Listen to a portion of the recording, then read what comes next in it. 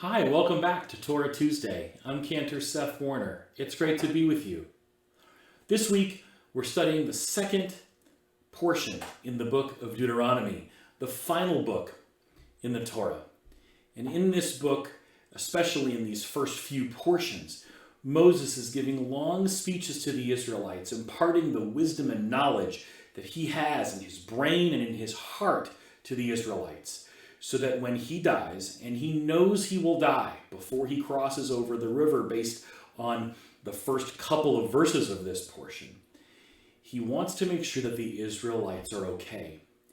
And so they ask him to recount all of the laws. And so Moses recites the Ten Commandments again, and he recites more laws, and the people are confused.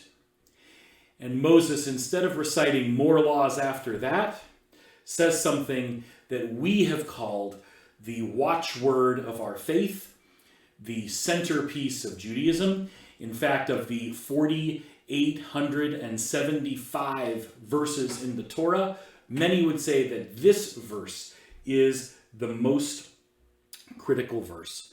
And that verse is the Shema. Shema Yisrael. Hear, O Israel, Adonai Eloheinu. Adonai is our God. Adonai Echad. Adonai is one. We sing it, we say it, we teach it, we live it. So Rabbi Joseph Hertz, the chief rabbi of the British Empire for a time, said that no utterance to be found is comparable to the intellectual and spiritual force that the Shema produces, and its influence that it exerted over the Jewish people and over the thinking, civilized humanity. These 6 words have had more impact than any others and have become the battle cry of the Jewish people for more than 25 centuries.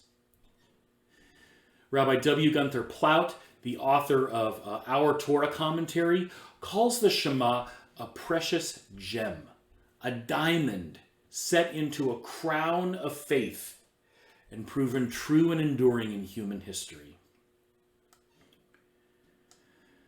But what does the Shema mean? Maimonides says that the Shema is the cause of all existence, and that cause is one singular God. God's power may not be compared to any power, human or otherwise, for God's power is endless, he says. The Shema affirms the unity of all that exists and all that will exist. Nachmanides, the Ramban, said usually the words in the Torah, especially with Moses speaking, start Shema Yisrael, and it will say, your God wants. In this case, Moses says, Eloheinu, our God. God has liberated the people from slavery. God has provided the needs for them in the desert. God has given them the 10 Commandments, and in reminding the people of this, Moses doesn't want to exclude himself. Moses says, as one of the most humble men in all of history, I am a part of this people too, Adonai Eloheinu. He too is witness to God's goodness and God's power.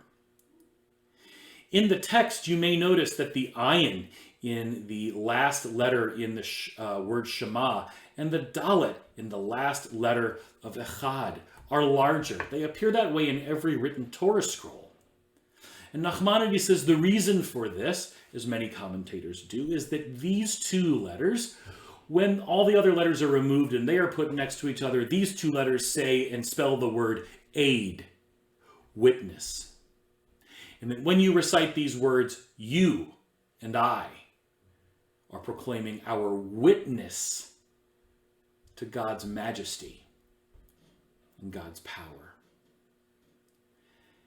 However you say Shema, and however you wish to think about Shema, it is clear that Shema is something for all of us to learn from, to continue to push ourselves to study, let's end with the words of Shema.